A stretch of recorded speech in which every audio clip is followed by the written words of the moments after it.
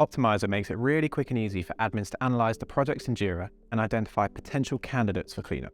After all, it's important to keep on top of the projects that are needed by your teams, and a routine and effective cleanup process is key for a happy and healthy Jira.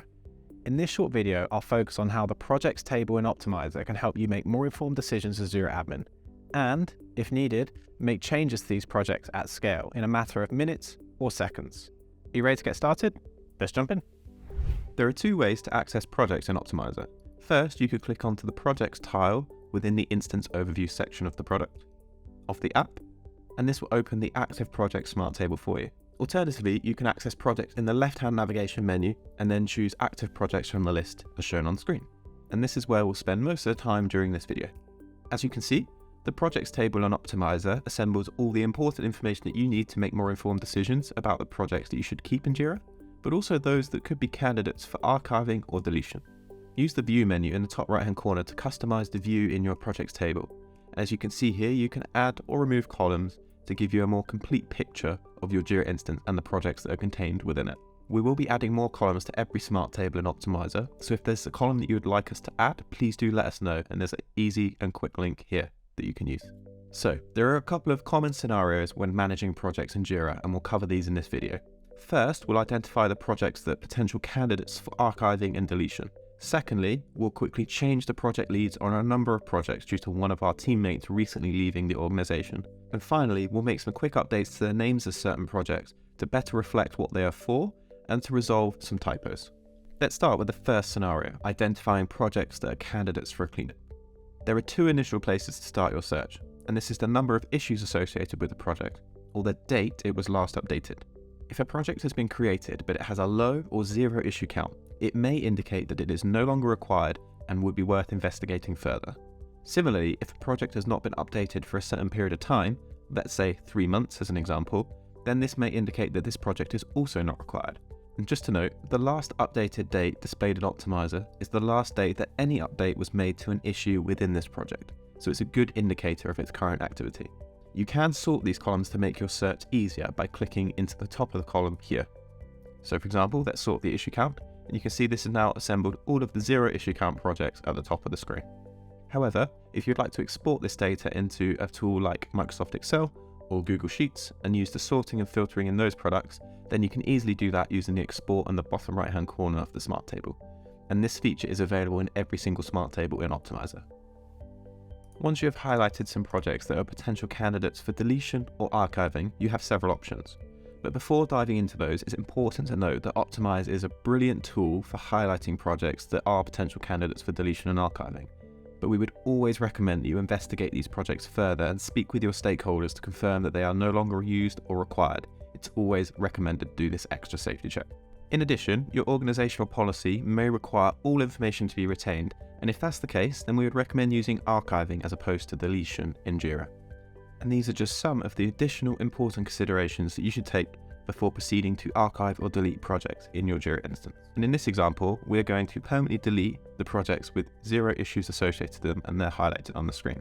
So after selecting all of the projects, just click the Bulk Actions menu in the top right hand corner and select Permanently Delete. This will then highlight the rows in red, which indicates that a change is pending.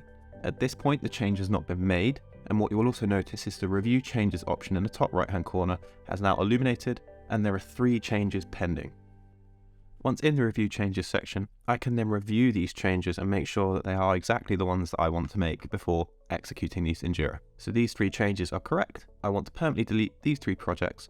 I just need to save selected changes in the bottom right hand corner. And once that's completed, this has now been executed in Jira, and these 3 projects have now been deleted. So now that that's been completed, let's move on to the second scenario, which is updating project leads. Let's say that my colleague Taha has recently left the organization and we need to assign any of their projects to me. You could do this manually by clicking into each Jira project and updating a project lead. However, the alternative is to use the powerful inline editing feature to do this all within one place. So let's update Taha's projects to me. So I just click on this one here, double click, change that to me, change this one as well, and finally this one. Now you'll notice that these 3 projects now have an orange indicator in the top right hand corner, which signifies that the change is pending your review. It's not currently been made, but it's waiting for review And like we did with the project deletion, we just need to go into the review changes section in the top right hand corner, review these changes, make sure that it's correct, and in this case it is, and then click Save Selected Changes. That has now updated in Jira, and as you can see, those 3 projects have now been assigned to me in a matter of seconds. And now we're on to the final scenario, and this is making changes to the names of specific projects. So there are 2 examples here.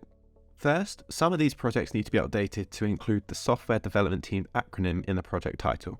All you need to do is click into the name of the project and add the acronym here. So this is software development team in brackets. I'll add this for another one of the projects for the software development team.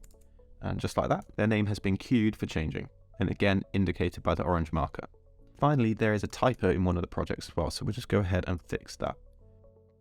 And in the same way as before, we just need to go to review changes, and this action will change the project name from these to the new project names that we've added within the inline editing feature.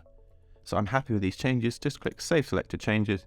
This will process in Optimizer, and just like that, the names of the projects have all been changed in Jira in a matter of seconds. And there we are, that's the 3 scenarios with managing projects covered in Optimizer. We are looking to add more features into Optimizer in the future.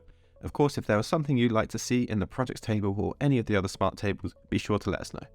And there we have it.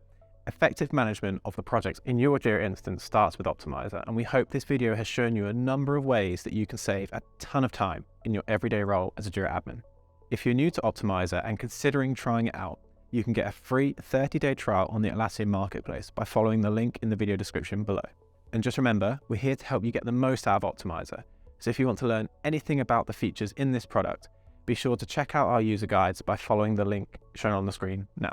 Or if you have any questions, just send an email to support@fox.io and one of our customer support team will be in touch. Happy optimizing.